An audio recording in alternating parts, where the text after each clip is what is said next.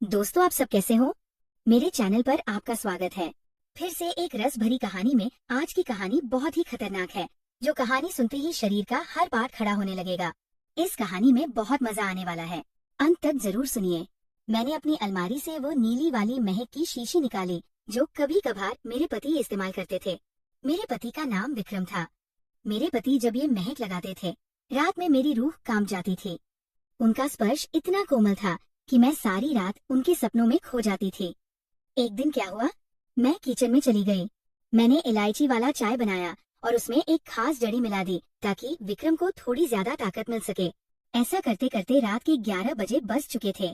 फिर मैंने जल्दी से चाय का कप उठाया और विक्रम के बेडरूम में चली गई। लेकिन विक्रम तो दूसरे शहर में बिजनेस ट्रिप पर थे, तो मैंने सोचा कि अब तो रोहन ही है जो मेरा इंतजार कर रहा होगा। रोहन बड़े बेसब्री से मेरा इंतजार कर रहे थे। जैसे ही मैं अंदर आई, रोहन उठकर खड़े हो गए और मुझे घूरने लगे। जब वह कुछ नहीं बोले तो मैंने ही पूछ लिया, ऐसे क्या देख रहे हो? बोलो ना, मैं कैसी लग रही हूँ आज?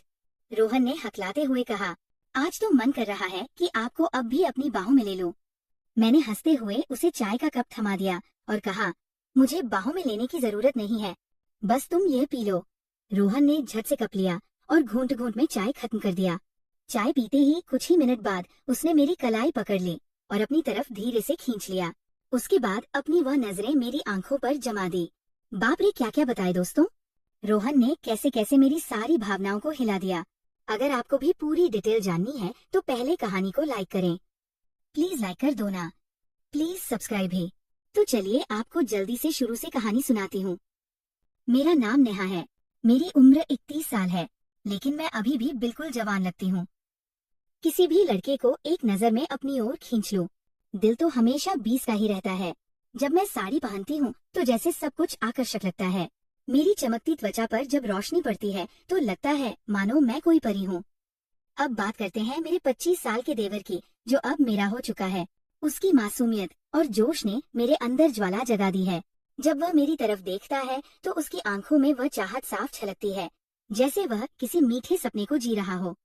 कभी वह मुझसे कहता है, भाभी आज आप तो दिल चुराने वाली लग रही हो। इसीलिए मेरे पति कभी कभी काम से जल्दी आकर मुझे चुपके से गले लगा लेते हैं।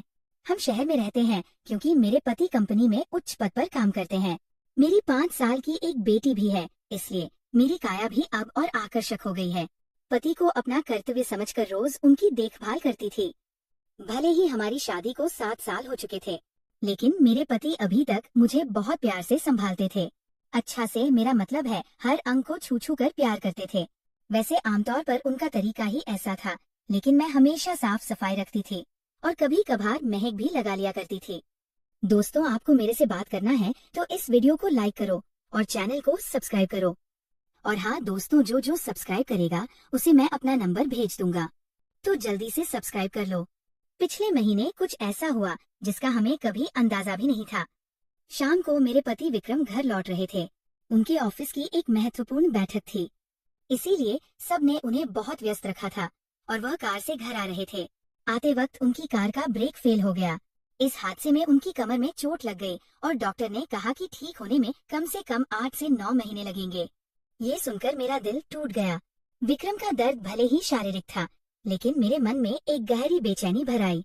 जब मैंने उन्हें अस्पताल में देखा, उनकी आंखों में पीड़ा साफ दिख रही थी। मैंने तुरंत उनके पास जाकर उनका हाथ थाम लिया। इसी वजह से मेरी ननद और मेरा देवर उन्हें देखभाल के लिए आए थे, तो वापस चले गए। लेकिन विक्रम ने देवर जी को यहाँ रुकने को कहा क्योंकि वह ठीक से चल भी नहीं पा रहे थे। मुझे ही बाजार से सामान लाना और बाहर के काम करने पड़ते थे। मैं मान गई और बहुत खुश हो गई। देवर जी मेरे कद तक ही आते थे। बॉडी भी मजबूत थी और रंग भी साफ था। वह ज्यादा शरारती किस्म का लड़का नहीं लग रहा था और मैं भी खुश थी कि कोई तो आया जो मेरी मदद कर सके। आज वह मुझसे थोड़ा थोड़ा संकोच कर रहा था क्योंकि वह शादी के बाद पहली बार मेरे साथ इतने पास था। रात को जब मैं विक्रम को दवा दे रही थी, तब मेरा देवर भी हमारे पास बैठा था और फिर अपने कमरे में जाकर समय पर सो गया था। विक्रम के चेहरे पर थोड़ी राहत की लकीर थी, लेकिन वो अभी भी दर्द में था। तभी मेरी सारी भावनाएं बाहर निकल आई। मैंने विक्रम के पास बैठकर कहा, वो भी क्या दिन थे जब आप रोज मुझे छूते और अपनी गर्माहट से भर देते थे। विक्रम ये सुनकर हल्के से हंसने लगे। क्या हो गया मेरी जान, आज तो पूरी रोमांचित लग रही हो। मैंने कहा नहीं जी, आपको तो मजाक सूझ रहा है और इधर मेरी हालत खराब है। सच बताओ तो इसने मेरा बुरा हाल कर रखा है। मेरे पति बोले, मैं तुम्हारा दर्द समझता हूँ नेहा, मेरा भी बहुत मन करता है, लेकिन क्या करूँ, मैं तो ठीक से हिल भी नहीं सकता। बस थोड़े दिन और सब्र कर लो, फिर देखना मैं इस तुम्हारे फूल का क्या हाल करता हूँ। तभी मैंने कहा, थोड़े दिन नहीं, पूरे 9 महीने बाकी है ठीक होने में, और मेरा तो 1 महीने में ही ये हाल हो गया। पता नहीं आगे के दिन कैसे बीतेंगे। मेरे पति मेरी उदासी मिटाने के लिए बोले, चलो और नहीं तो कम से कम चाय ही पिला दो, डॉक्टर ने भी कहा है। तभी मैंने हंसते हुए कहा, आपके नसीब में तो वो भी नहीं है, क्योंकि आपकी बिटिया ने पी लिया है। हम दोनों जोर जोर से हंसने लगे। मेरे पति मुझे खुश रखने की पूरी कोशिश करते थे, लेकिन मैं क्या करूं, सब बेकार था। थोड़ी देर बाद विक्रम सो गया, क्योंकि उनकी दवाइयों में नींद की गोलियां भी थी, लेकिन मुझे नींद कहाँ रही थी। इसीलिए मैं खड़ी होकर देवर जी को देखने चली गई कि वह सोया है या नहीं, लेकिन वह अब पीवी तक जाग रहा था और मोबाइल देख रहा था। मैंने उसके कमरे में जाकर कहा, हुआ रोहन, 12 बजे बज चुके हैं और तुम अभी तक नहीं सोए, लगता है तुम्हारे मन नहीं लग रहा है। वो उठकर बैठ गया और बोला, नहीं भाभी, ऐसी बात नहीं है, बस यूं ही फोन देखते देर हो गई। फिर उसने पूछा, भाभी आप भी तो नहीं सोई? मैंने कहा, मुझे तो आजकल नींद ही नहीं आती। रोहन ने पूछा, क्यों, क्या बात हो गई? मैंने हंसते हुए कहा, नहीं, वह मैं तुम्हें नहीं बता सकती, जब तुम्हारी शादी होगी तो तुम्हें खुद ही पता चल जाएगा। मेरे मुंह से ऐसा सुनते ही रोहन ने अपनी नजरें नीचे कर ली और अंदर ही अंदर मुस्कुराने लगा। तभी मैंने कहा, अरे तुम तो इतनी सी बात पर शर्मा गए। अच्छा बताओ, अभी तक कोई लड़की पसंद की है या नहीं? रोहन कुछ नहीं बोला, उसे अभी भी संकोच था। तभी मैंने उसका हाथ पकड़ा और कहा, अरे पागल, अपनी भाभी से इतना मत शर्माओ। वो धीरे से बोला, भाभी सच बताओ तो ऐसी बातें मैंने अभी तक अपने दोस्तों से भी नहीं की हैं। मैंने कहा, अच्छा, तुम मुझे अपना दोस्त ही समझ लो ना, क्योंकि मुझे ऐसी बातें करने में बहुत मजा आता है। रोहन ने कहा, हाँ भाभी, एक थी, लेकिन उसने मेरे से बातें बंद कर दी है। मैंने पूछा, तुमने उसकी जुदाई तो कर दी होगी ना? रोहन बोला, नहीं भाभी सच बताओ तो मैंने उसे ठीक से छुआ भी नहीं था। मैंने मुंह बनाते हुए कहा, तुम तो बड़े सीधे हो। चलो कोई बात नहीं, अब तुम मेरे पास आ गए हो तो मैं तुम्हें अपना प्यार देकर जवान कर दूंगी। मैं बातें करते करते रोहन के कमरे में ही गई थी। सुबह जब मेरी आंखें खुली तो रोहन बेड पर बैठा हुआ मुझे ही देख रहा था। मेरे उठते ही रोहन ने मुझे गुड मॉर्निंग बोला। जब मैंने पूछा, क्या देख रहे हो, तो शर्त वह बोला, भाभी आप सच में बहुत आकर्षक हो। वो हम मुस्कुराते हुए बोला, अच्छा तब तुम सुबह सुबह आकर्षण का मजा ले रहे हो और रात को तो बड़े शर्मा रहे थे। वो मुस्कुरा के पूछने लगा, भाभी आप बुरा ना मानो तो एक बात पूछ सकता हूँ? मैंने कहा, अरे पागल, मैं क्यों बुरा मानूंगी, पूछो क्या पूछना है। उसने मुझसे कहने लगा, भाभी सच सच बताना, आप जो 3-3 किलो की ये थैलियां लिए घूमती हो, आपको भारी नहीं लगता क्या? उसकी अब बात सुनकर मेरी हंसी छूट गई। इसके बाद रोहन मुझसे काफी खुल गया था और अब वह मुझसे ज्यादा शर्म नहीं करता था। इससे मैं भी बहुत खुश थी, क्योंकि अब मेरा भी समय अच्छे से बीतने लगा था। रोहन को आए हुए 20 दिन बीत चुके थे और वह मुझसे काफी खुल मिला गया था। वो बाहर के सारे काम कर देता, बाजार से सामान ले आता और अपने अपने भैया को भी सहारा देता। मेरी तो बहुत सेवा करने लगा था। शाम को मेरा सिर भी दबा देता और कभी कभी मेरे शरीर को भी आराम देता। लेकिन मेरी चाहत दिनों दिन बढ़ रही थी और मैं मेरे पति की हालत अब भी वैसी ही थी। अब सब कुछ मेरी बर्दाश्त के बाहर हो चुका था। मैंने सोचा कि अब तो रोहन ही है जो मेरी मदद कर सकता है। वैसे मेरे मोहल्ले में भी 3 लड़के रहते थे जो कॉलेज जाते थे। वे भी मुझे देखते थे। जब भी मैं छत पर कपड़े सुखाने जाती तो वे मुझे ही देखते और पहले तो मैंने सोचा कि उनमें से एक को सहारा ले लूं ताकि कुछ दिन काम चल जाए। लेकिन फिर मैंने सोचा कि मैं इस घर की इज्जत हूँ और कल को पता नहीं ये मुझे या मेरे पति को बदनाम कर दें, इसीलिए मैंने उन्हें अनदेखा किया। लेकिन रोहन तो घर का ही है, इसीलिए मैंने तय कर लिया कि वही मेरी मदद करेगा। आज मैंने पक्का फैसला कर लिया कि आज रोहन से काम ले ही लूंगी और अपने सूखे दिल को रोहन से ही भरवा लूंगी। उसके बाद मैं किचन में खाना बनाने चली गई। जैसे ही रोहन नहाकर ताजा होकर किचन में आया, मैंने सब्जी काटने का बहाना बना दिया। मैं किचन में ही साड़ी का पल्लू नीचे करके काम कर रही थी। मेरी बेटी अभी दादी के घर गई हुई थी, क्योंकि घर में उसे देखने वाला कोई नहीं था, इसलिए टेक एंड, इसलिए अब बाकी का काम खुद करना पड़ता था और घर में मेरे पति और रोहन के अलावा कोई नहीं था, तो मुझे डर भी नहीं था। जैसे ही रोहन अंदर आया, वो मुझे देखकर एकदम हैरान हो गया और कहने लगा, सॉरी भाभी, मुझे माफ कर दो, मैंने देखा नहीं और बाहर जाने लगा। तभी मैंने उसे रोक लिया। अरे रोहन, क्या हुआ? कोई बात नहीं, अंदर आ जाओ। रोहन बोला, भाभी ऐसे मैं अंदर कैसे आऊं? मैं कहा, ऐसे वैसे मत करो और जल्दी से आकर मेरी मदद करो। रोहन का मन भी कर रहा था, लेकिन मैं उसकी भाभी थी, इसीलिए वो थोड़ा हिचक रहा था। फिर अब मैंने उसे कहा। धीरे धीरे रोहन किचन में आ गया और पास आकर खड़ा हो गया। वह मुझे देखता ही रह गया। तभी मैंने कहा, ऐसे क्या घूर रहे हो? क्या तुमने आज तक नहीं देखा? वो बोला, माँ कसम भाभी, मैं आपको बता नहीं सकता कि मुझे कैसा लग रहा है। बहुत ही अद्भुत है भाभी। मैंने कहा, तारीफें करना छोड़ो और यहाँ मेरी मदद करो। तभी रोहन बोला, भाभी मुझे नहीं पता कैसे करना है।